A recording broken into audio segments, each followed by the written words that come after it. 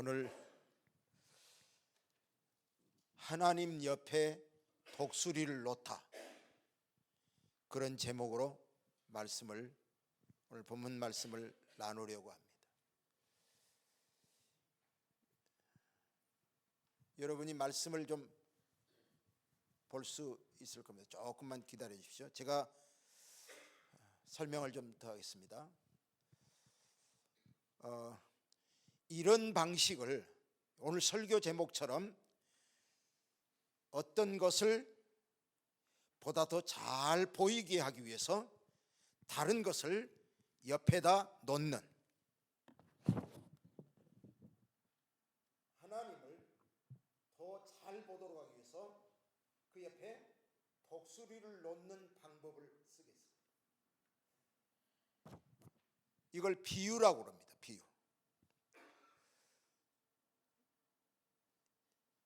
헬라 말로 비유란 말이 파라볼레, 옆에 놓다, 그 말입니다. 어떤 것 옆에 놓다. 우리말로 비유란 말은 견줄 비자, 깨우칠 유자를 씁니다. 두 개를 견주어서 깨달음을 주는 그런 방식이죠. 비유라는 게 바로 그런 방식입니다. 성경이 놀랍게도 비유가 참 많습니다. 그 가운데 우리 하나님에 대한 비유만도 엄청 많습니다. 하나님의 모습을 어떻게 비유하면 좀 더 잘 보여드릴 수 있을까요? 여러분, 하나님을 비유한 이야기들이 많습니다. 하나님 옆에다가 목자를 갖다 놨습니다. 다윗은 자기가 목동이었기 때문에 하나님 옆에 목동을 놓으면 그 양을 돌보는 그 목자의 삶을 보면 하나님이 보이는 거예요. 목자가 양을 인도하고 보호하고 상을 베풀고 그리고 우리로 잘 인도하는 것처럼 하나님도 우리 영혼을 소생시키시며 인도하시고 우리를 사망의 음침한 골짜기에서도 지켜주시고 상도 베푸시고 천국으로 이끄시는 그런 하나님의 모습과 목자를 옆에 놓습니다. 뭐 그런 게 많습니다. 시편 18편에 보면 여호와는 나의 힘이시요 나의 방패시요 나의 구원의 뿌리시요 나의 산성이시라. 뭐 여러 가지 나오는데 제가 다 기억 못 하겠습니다. 그런 많은 비유들이 나옵니다. 하나님은 바위같이 든든하기도 하고 산성처럼 아무리 흔들어도 흔들리지 않는 그런 분이시고 하나님 우리의 힘이시고 뭐 이런 비유들 말입니다. 오늘 본문 말씀에서는 하나님 옆에 독수리를 놨습니다. 자, 한번 보여드릴게요. 그 다음 한번 화면을 좀 보여주십시오. 자, 여러분, 왼쪽에는 하나님이 계시고 오른쪽에는 독수리가 있습니다. 자, 하나님 보이십니까? 하나님 보이십니까? 예, 뭘 보이십니까? 글자만 보입니다. 글자, 그렇죠? 하나님이 글자만 보이죠. 하나님. 그 이상 보실 수 있습니까? 여러분의 시력이 아무리 좋아도 왼쪽 화면에서는 하나님이란 글씨 이상은 안 보입니다. 한참을 묵상하면 어떤 것들이 생각날 겁니다. 근데 하나님은 보이지 않는 분이시기 때문에, 영이기 때문에 각각 다 다르고 복잡합니다. 근데 여러분, 그 옆에 독수리를 놓았습니다. 독수리, 외적으로 보이는 독수리와 외적으로 보이는 하나님이라는 글씨와 어떤 연관성이 있어 보이십니까? 독수리 한번 잘생겼죠, 여러분? 야, 독수리가 저렇게 잘생겼는지 저 처음 봤어요. 제대로 봤습니다, 사진으로. 근데 하나님이 저렇게 잘생겼다는 겁니까? 지금 그걸 말하려고 그럴까요? 아닙니다. 오늘 본문에서 하나님 곁에 독수리를 놓는 방식으로 오늘 본문이 전개되고 있어요. 그래서 제가 한번 여러분에게 그 다음 화면을 보여드리겠습니다. 오늘 본문이 10절, 11절, 12절입니다. 10절은 하나님, 여호와, 11절은 독수리, 그리고 12절은 결론입니다. 그러니까 10절과 11절 이 두 개를 여러분에게 지금 옆에 놔드렸습니다. 보세요. 왼쪽에 있는 건 여호와께서, 오른쪽에 마치 독수리가, 하나님이 마치 독수리 같다는 거예요. 마치 독수리. 어떤 부분이요?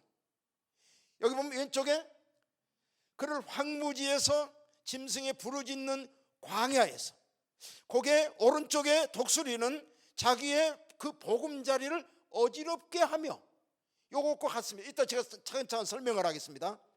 그 다음은 만나시고 호위하시며 보호하시며, 그 오른쪽에 그다음 자기의 눈동자같이 지키셨도다. 그 다음 오른쪽에 자기 새끼 위에 너풀거리며 그의 날개를 펴서 새끼를 받으며 그의 날개 위에 그것을 엎는 것 같다, 그 말입니다. 하나님이 하시는 일과 독수리가 하는 일을 이렇게 설명으로 성경 구절에서 옆에 놓고 있습니다. 성경을 그냥 쭉 읽으면 이게 얼른 잘 안 들어옵니다. 근데 여러분, 이렇게 도표를 가지고 옆에다 놓으니까 좀 보이십니까? 좀 보이기는 하는데 이게 도대체 무슨 말일까요? 설명이 좀 필요합니다. 그래서 제가 이 이야기들을 하나하나 여러분에게 말씀을 드리고자 합니다. 여러분, 일단 분명한 것은 하나님 옆에 독수리를 놓고 독수리를 보면 하나님이 잘 보인다는 겁니다. 그럼 하나씩 보겠습니다. 맨 처음, 마치 독수리가 자기의 그 보금자리를 어지럽게 하며, 독수리가 보금자리를 어지럽게 한답니다. 이게 도대체 무슨 말일까? 먼저 독수리의 그 생태랄까요? 독수리의 삶을 좀 들여다볼 필요가 있습니다. 성경에 여기는 자세히 설명이 안 되어 있습니다. 독수리들은 집을 높은 벼랑 위에 이렇게 자연적으로 파여진 홈이라든지 그런데 거기다가 집을 짓는답니다. 왜냐하면 다른 일반적인 다른 짐승들이나 다른 어떤 것들로부터 공격을 받지 않도록 하기 위해서 그런 식으로 한답니다. 그래서 높은 벼랑 절벽 위에 홈 같은 데다가 자기 둥지를 트는데, 독수리는 1년에 한 번 알을 낳는데 2월에서 4월 사이에 알을 낳기 전에 1, 2월 동안에는 열심히 둥지를 튼튼하게 만든답니다. 맨 처음에는 나무 가지들을 물어다가 뼈대를 만들고, 그 위에다가 부드러운 풀들, 지푸라기들을 물어다가 깔고, 맨 마지막에는 자기 몸에서 부드러운 털을 뽑아서 그 위에 깔아서 침대 시트를 만들듯이 그렇게 만든답니다. 그리고 거기다가 알을 낳습니다. 알을 낳고 3일 동안 알을 품은 다음에 알에서 새끼가 나옵니다.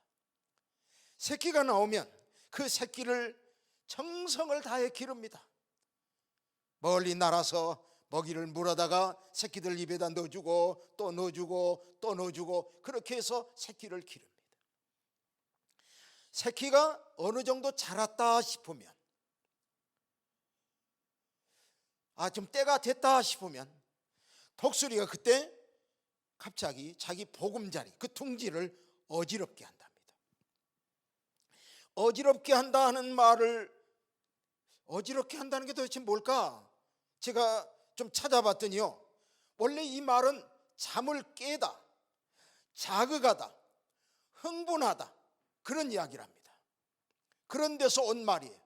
그러니까 독수리들이 그냥 편안하게 안전하게 그냥 엄마가 물어다 주는 그런 먹이만 먹고 그냥 살만 퉁퉁 찌고 그렇게 살도록 내버려 두지 않고 잠을 깨우듯이 흔들듯이 흥분시키듯이 격하게 자극시키는 그런 방식을 하는데, 그게 바로 둥지를 어지럽게 하는 거랍니다. 어떻게 어지럽게 하냐면 부드러운 털이나 풀들을 다 물어다 버리고 일부러 가시나무 가지를 물어다가 안쪽에다 넣는답니다. 새끼 독수리들이 움직이다가 찔리면 아프지 않겠어요? 그러면은 피하게 되고 점점 가시를 조금 더 그러면 마침내는 설 수 있는, 놓을 수 있는 공간이 없어진답니다. 그렇게 밀어낸답니다. 그래서 독수리들이 결국은 새끼들이 벼랑으로 떨어지게 한답니다. 그 작업을 어지럽게 하는 것이다, 그렇게 말하고 있습니다. 독수리들은 자기 새끼들이 일정하게 자랐다 싶으면은 일부러 어지럽게 해서 벼랑에서 떨어뜨린다는 거예요. 이게 첫 번째 우리가 이해해야 할 독수리의 행동이고, 이에 맞는 하나님의 행동은 이런 겁니다. 여러분 10절을 다시 봅니다. 여호와께서 그를 황무지에서 짐승이 부르짖는 광야에서, 여러분 여기에 하나님이 숨어있는 행동이 하나 있어요. 그냥 읽으면 그 뒤로만 행동을 보지만 그 앞에 숨어있는 행동이 있어요. 어떤 거냐면, 여러분 이 장소가 어딘지를 좀 보십시오. 이들이 지금 처해 있는 장소가 어디입니까? 광야, 황무지, 맞습니까? 예. 여러분이 성경 보시면서 공감이 되시거든 끄떡여 주시거나 아멘이라도 좀 해주십시오. 제가 성경 있는 대로 말씀을 드릴 테니까요. 황무지나 광야에 있습니다. 근데 여러분 질문 하나 합시다. 이 사람들이 본래 거기서 살았었나요? 아니요. 어디서 살았나요? 애굽에서요. 애굽에서 살았죠. 애굽에서 살았는데 어떻게 여기 오게 됐을까요, 여러분? 왜요? 왜? 이들이 거기 살기 좋아서? 신앙의 자유가 있어서? 그래서 거리로 왔나요? 어떻게 왔나요, 여러분? 어떻게 왔을 것 같아요? 하나님이 애굽에서 해방시키신다고 말씀은 그렇게 하신 다음에 광야로 몰아넣으신 거예요. 여러분 정말로 하나님이 이스라엘 백성들을 건지실 생각이시면 그냥 건지실 생각이고 가나안 땅으로 이끄실 생각이었으면 애굽에서 이끌어가지고 곧바로 가나안으로 가면 되잖아요. 근데 놀랍게도요, 여기 지금 황무지에서 짐승이 부르짖는 광야에서 얼마 동안 살았죠? 40년. 40년이면 한 세대가 바뀌는 세대입니다. 여러분이 잘 알다시피 이 세대들이 그 안에서 두 사람 빼고 다 죽지 않습니까? 그렇죠? 그리고 그 다음 세대가 가나안으로 가게 돼요. 그렇게나 긴 세월 동안 이 사람들이 황무지에서 짐승이 부르짖는 광야에서 살았어요. 왜 이 땅에서 살게 됐을까요, 여러분? 이 점이 중요합니다. 하나님이 애굽에서 이끌어내시고 겉으로는 외관상으로는 해방입니다. 예, 여러분 해방 맞습니다. 이스라엘 백성을 구원하신 건 맞습니다. 근데 구원해 놓고 어디로 데려오셨냐면 이 황무지로, 광야로. 그리고 거기서 40년 동안. 여러분 독수리가 그 보금자리를 어지럽게 해서 새끼들을 떨어뜨리는 것과 하나님이 광야로 내모시고 짐승이 부르짖는 황무지 광야에 살도록 하신 것과 무엇이 다르겠습니까? 똑같다는 거예요, 여러분. 제가 지금 억지로 비유를 갖다 붙이는 게 아니고 성경이 그대로 지금 비유가 되어 있지 않습니까? 지금 하나님의 행동과 독수리의 그 이상한 행동이 똑같다는 거예요. 독수리가 자기 보금자리를 어지럽게 해서 새끼를 떨어뜨리는 그 참으로 괴상한 행동, 정말 이해할 수 없는 행동, 이게 우리 하나님께도 똑같이 있다는 거예요. 정말 이해 안 갑니다. 아니 어떻게 아버지가 사랑하는 자녀들을 그렇게 할 수 있어요? 말이 됩니까? 그래서 우리는 여기서 하나님의 사랑을 의심하기도 합니다. 하나님이 우리를 사랑하시는 거 아닌가 봐. 우리 어렸을 때 그런 의심 안 해봤나요? 저는 위로 누나 형이 있어가지고 놀리려고, 야 너 다리 위에서 자리 밑에서 주워왔어, 이런 말을 했었어요. 제가 어렸을 때 그런 얘기 듣고 어느 날 그랬을 가능성이 있어 보이는 뭐 그런 거. 여러분 그런 의심 한 번도 안 해보고 사셨나요? 전혀 아무도 안 하신 것 같은 표정이세요. 다 그런 거 경험하시잖아요. 어떤 때는 아버지가 진짜 아버지 맞아? 그런 생각 들 때 있잖아요. 어떤 때는 아니 왜 떨어뜨려요 세상에?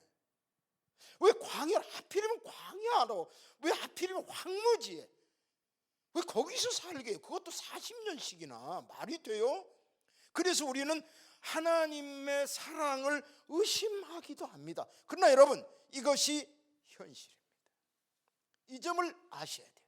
이 점에 대해 우리가 인정해야 돼요. 여러분 이거 인정 안 하면요, 우리가 때때로 만나는 여러 가지 어려움들, 이민생활하다 보면 많이 힘들잖아요. 직장생활 쉽습니까? 여러분 친구 관계라든지 가족 관계가 늘 행복하고 늘 좋기만 한가요? 여러분의 건강은 어떻습니까? 어느 날 갑자기 정말 상상할 수 없는 질병을 만날 때 있잖아요. 그럴 때 여러분 어떤 생각이 드십니까? 야, 하나님이 정말 나 사랑하시는 건 맞아? 왜 하필 나한테는 이런, 내가 뭘 잘못했다고 이렇게 우리가 하나님 앞에 의심을 하거나 하나님께 도전하려고 할 때가 있습니다. 여러분 이런 사실이 우리에게 일반적으로 일어날 수 있다는 사실 자체를 이해하고 인정하셔야 됩니다.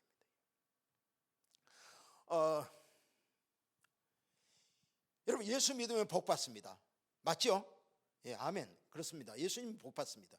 근데 여러분 예수 믿으면 만사형통합니까? 어떻습니까? 만사형통합니까? 저는 안 하던데요. 장로님 어때요? 만사형통한다고만 말하면 그거는 가짜 복음입니다. 잘못된 복음입니다. 여러분 예수 믿으면 모든 일이 다 잘 돼. 뭐가 오늘 좀 잘못했어, 야 네가 신앙적으로 좀 잘못했으니까 하나님이 지금 그런 거야, 몇 때리신 거야, 요거 잘못된 복음입니다. 하나님이 일부러, 아니 여기 독수리 보세요. 독수리가 그 자기의 보금자리를 어지럽게 해서 새끼를 절벽으로 떨어뜨린다니까요. 이 점을 먼저 이해하고 그 다음 사실로 넘어가십시다. 그 다음 두 번째, 자기의 새끼 위에 너풀거리며. 사실은 제가 요거 하나만 이야기하고 싶었어요. 근데 그 다음 이야기도 사실 여기 포함이 된 거니까 일단은 자, 너풀거리며 그 이야기를 좀 하십시다. 너풀거린다. 우리 말은 이렇게 뭐 가벼운 깃털 같은 것들이 이렇게 바람에 이렇게 너풀 떨어진다, 뭐 그런 때 쓰는 용어입니다. 너풀거린다, 날다. 원래 이 말은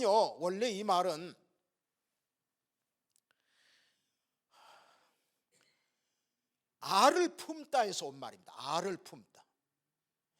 알을 품다에서 좀 발전돼 가지고 알을 날개를 펴서 품다, 그런 말로 발전돼서 나중에는 날개를 펴다, 날개를 치다, 날다, 이런 뜻으로 발전된 단어입니다.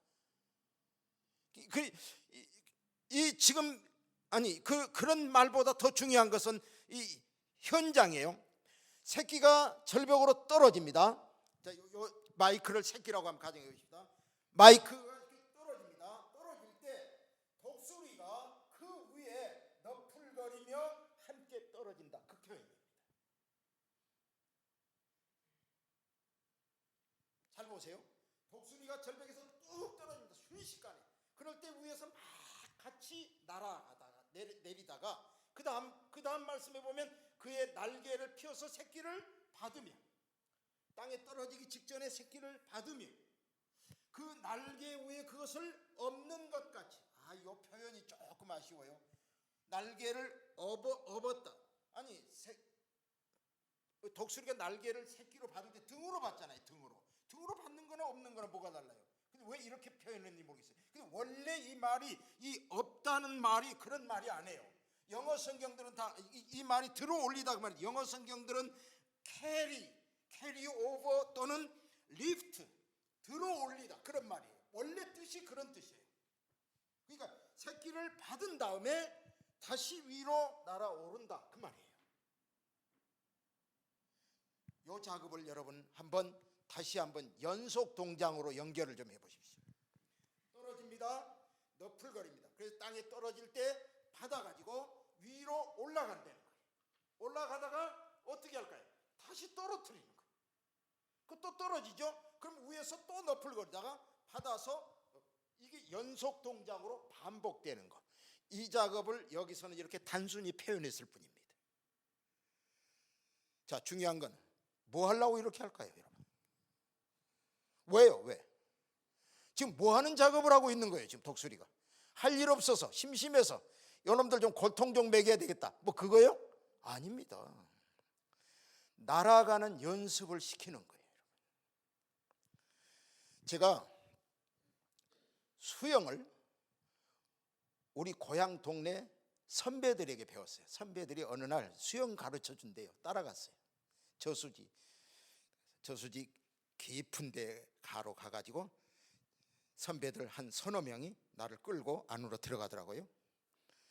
한 두세 길 정도 되는 그런 깊은 데로 가가지고 자기들끼리 눈치를 하더니 신호를 하나 둘 쫙 물러나 버리는 거예요. 그럼 나 어떻게 될까요? 그냥 잠수하는 거예요. 왜 그래?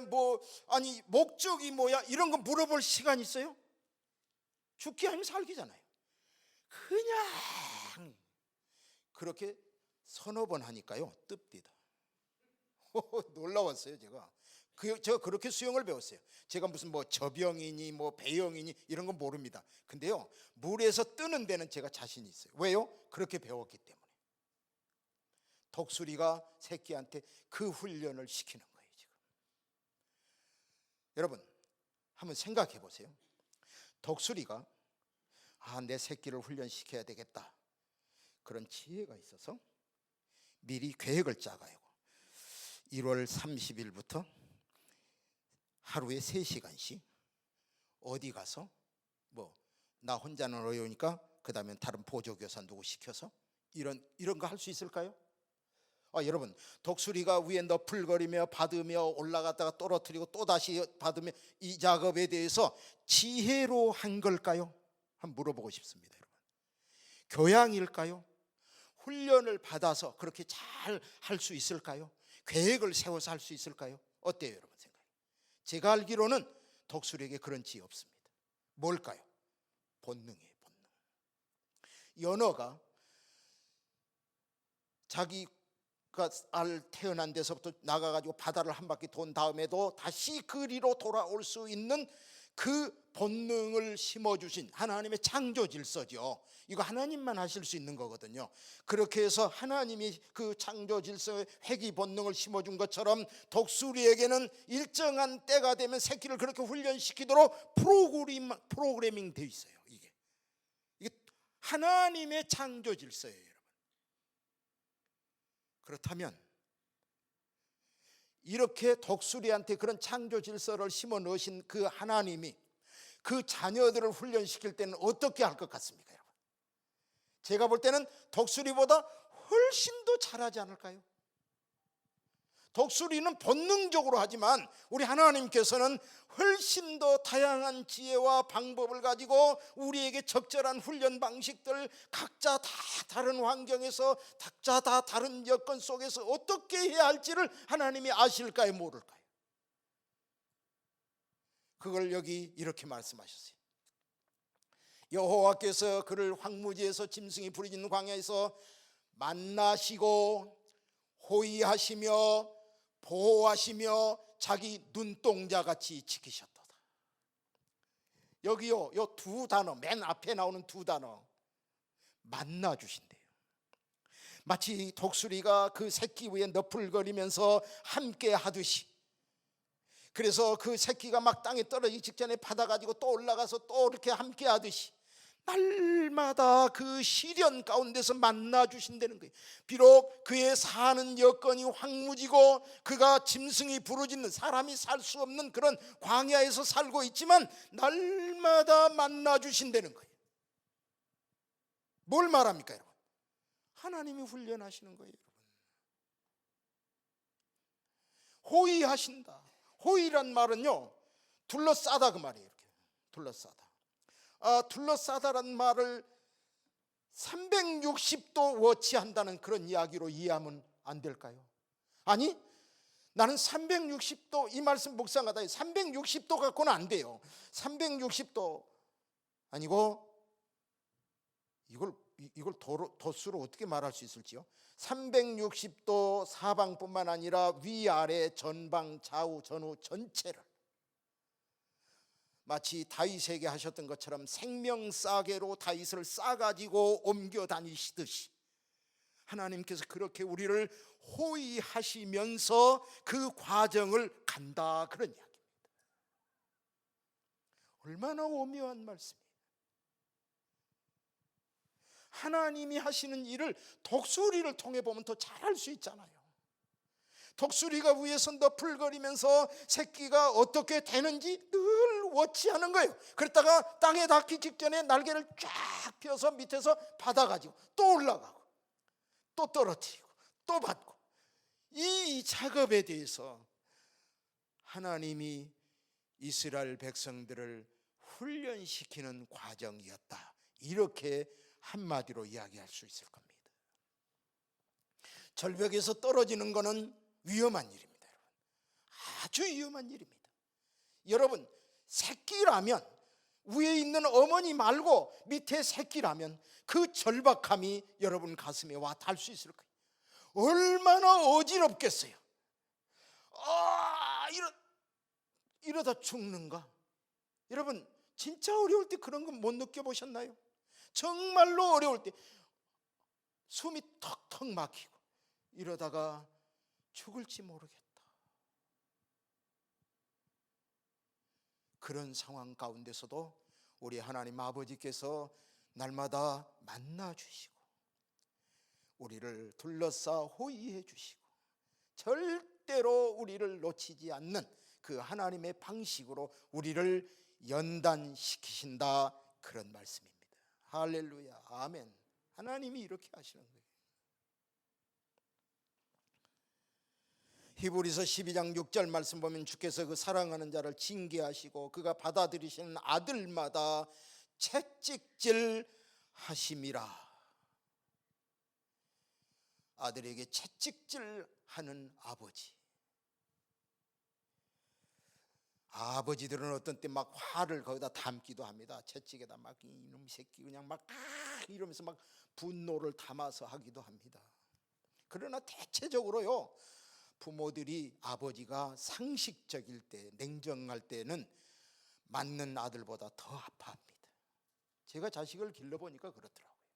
난 옛날에는 몰랐어요. 우리 아버지가 막 때리는 줄 알았어요. 근데 내가 자식을 길러보니까 맞는 자식보다 내가 더 아플 때가 많아요. 그게 아버지의 심정이잖아요. 그렇게 하나님께서 우리를 연단하십니다. 왜 그렇게 하실까? 왜? 독수리가 잘 날 수 있도록.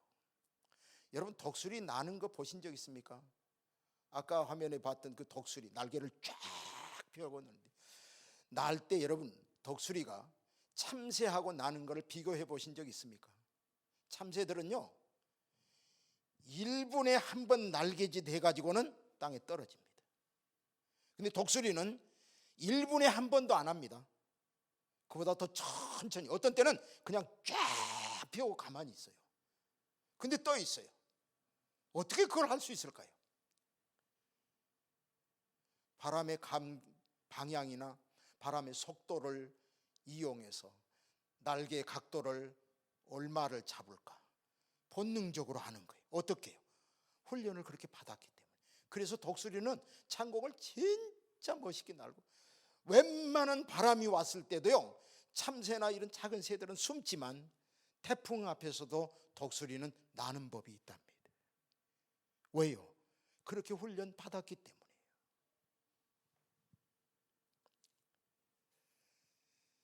우리가 때때로 어려움을 만납니다. 정말로 감당할 수 없는,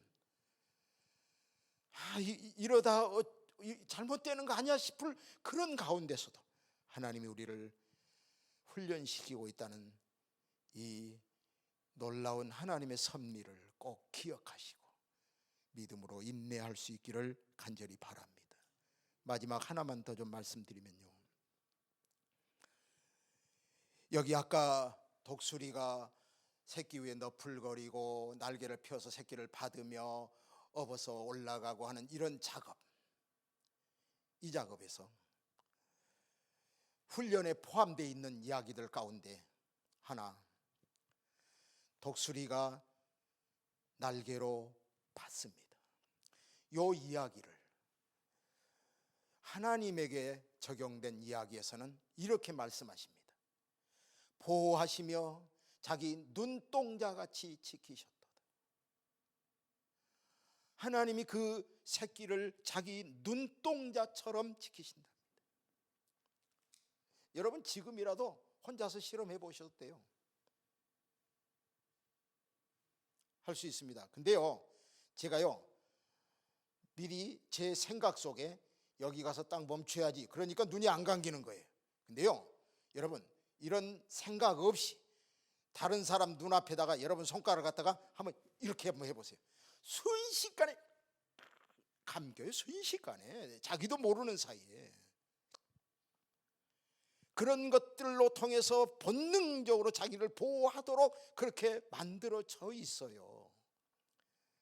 얼마나 소중한 눈동자입니까? 그렇게 자기를 지키려고 애를 쓰는 것처럼 하나님께서 우리를 자기 눈동자처럼, 당신의 눈동자처럼 그렇게 소중히 지키시는, 하나님이 반드시 받아내는, 때때로는 하나님 이러다가 잘못되면 어떡해요 하는 걱정할 때도 있지 않습니까? 그러나 하나님은 반드시 지켜내는, 자기 눈동자처럼 지켜내시는 분이심을 다시 한번 확인할 수 있기를 바랍니다. 훈련도 중요하죠. 그러나 훈련 과정에도 중요하지만 하나님 절대로 이 일로 인해서 우리로 하여금 실수하지 않으시는 그런 하나님이십니다. 제가 욥의 경우를, 그 성경을 통해서 보면서 정말 놀라운 사실은요, 하나님이 자랑합니다. 사탄에게 너 동방의 의인 욥 봤니? 야, 그 괜찮지? 내가 인정하고 싶을 만큼, 칭찬하고 싶을 만큼 대단한 녀석이야. 에이, 하나님 뭘 좀 모르십니다. 하나님이 다 지켜주고 하니까 하나님 좋아서 막 하나님 찬양하는 것 같죠? 하나님 그거 다 좀 쳐보세요. 그럼 걔가 그렇게 할 수 있을 것 같습니까? 택도 없습니다. 하나님께서 오케이, 그럼 한번 해봐. 그렇게 하지 않습니까? 그걸 2번이나 그렇게 하잖아요. 근데 그 2번이나 하는 이야기를 자세히 제가 읽어봤더니요, 하나님이 반드시 어떤 선이 있어요. 리밋이. 여기까지는 하되 요 이상은 안 돼. 맨 처음에는 그의 몸, 맨 처음에는 그의 생명, 그 다음 2번째는 그의 생명 절대로 해치면 안 돼. 하나님이 선을 두십니다. 한계를 두십니다. 반드시 지켜내신다는 이야기죠. 하나님이 우리를 훈련하시되, 훈련해서 날도록 하기 위함이지 잘못되도록 하기 위함이 아니라는 사실을 믿고 그 어떤 훈련 과정에서도 하나님을 의지해서 믿고 기다리며 훈련받는 여러분이 되시기를 간절히 축원합니다. 마지막 결론입니다. 11절 다 같이 한번 읽었으면 합니다. 12절 시작. 여호와께서 홀로 그들을 인도하셨고 함께한 다른 신이 없었도다. 여러분, 이처럼 독수리가 본능처럼 하는 것과 같은 그런 방식을, 그 지혜와 능력을 가지고 우리를 훈련시키시고 우리를 하나님의 자녀로서 우리를 지켜내시는 하나님의 이 방식, 이 세상에 그 어떤 신이 이렇게 할 수 있겠습니까? 안 됩니다, 여러분. 하나님이 우리를 그렇게 하십니다. 하나님 우리 아버지께서 우리가 그 어려운 시련 가운데서도 능히 감당하고 이겨낼 수 있도록 그분 홀로 우리를 인도하셨고 홀로 당신의 눈동자처럼 우리를 지켜내실 줄로 믿습니다. 아멘. 할렐루야. 기도하겠습니다.